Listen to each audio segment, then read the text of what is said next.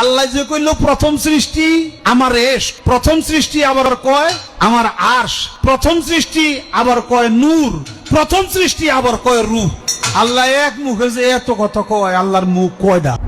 বাউল আবুল সরকার মহান আল্লাহ রাব্বুল আলামিনকে নিয়ে যে ধরনের বক্তব্য দিয়েছেন সেটি অত্যন্ত নিন্দনীয়। আমি মনে করি তার শাস্তি হওয়া উচিত, যাতে করে ভবিষ্যতে কেউ আল্লাহকে নিয়ে, রাসূলকে নিয়ে এই ধরনের কটূক্তি না করতে পারে। অনেকে দেখলাম এই বাউলের মুক্তির দাবিতে আন্দোলন করছে।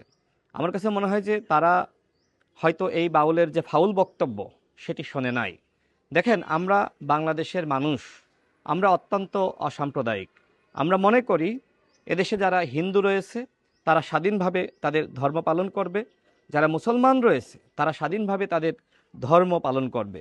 কেউ কারোর ধর্ম নিয়ে কটূক্তি করতে পারবে না।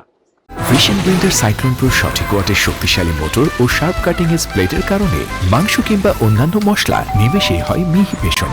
Vision blender cyclone pro. এই বাউল যে ধরনের ফাউল করেছে, আমি মনে করি তার যদি শাস্তি হয় তাহলে ভবিষ্যতে আর কেউ এই ধরনের কটূক্তি করার দুঃসাহস করবে না।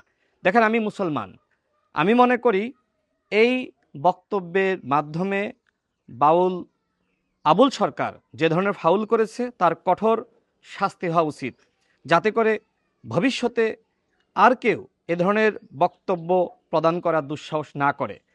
আমি মুসলমান, আমার কাছে সবার আগে ধর্ম আগে। সুতরাং আমি মনে করি আমার ধর্মীয় অনুভূতিতে এই বাউল আঘাত করেছে, তার যথাযথ শাস্তি এই সরকারকে নিশ্চিত করতে হবে।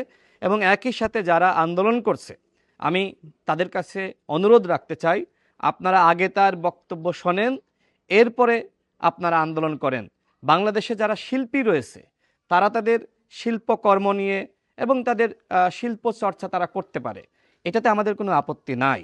আমরা মনে করি বাংলাদেশের মানুষের সেই ধরনের স্বাধীনতা রয়েছে, যারা শিল্পী তারা তাদের কার্যক্রম পরিচালনা করবে। কিন্তু এর মানে এই নয় যে আপনি ধর্মকে নিয়ে আপনি কটূক্তি করবেন। হ্যাঁ, আপনি ধর্মকে নিয়ে মন্তব্য করতে পারেন, কিন্তু সেইটা যাতে আসলে ধর্মের সাথে সাংঘর্ষিক না হয় এবং ওই ধর্মের মানুষের ধর্মীয় অনুভূতিতে আঘাত না আনে। এই বিষয়গুলো আমাদের অবশ্যই লক্ষ্য রাখা উচিত।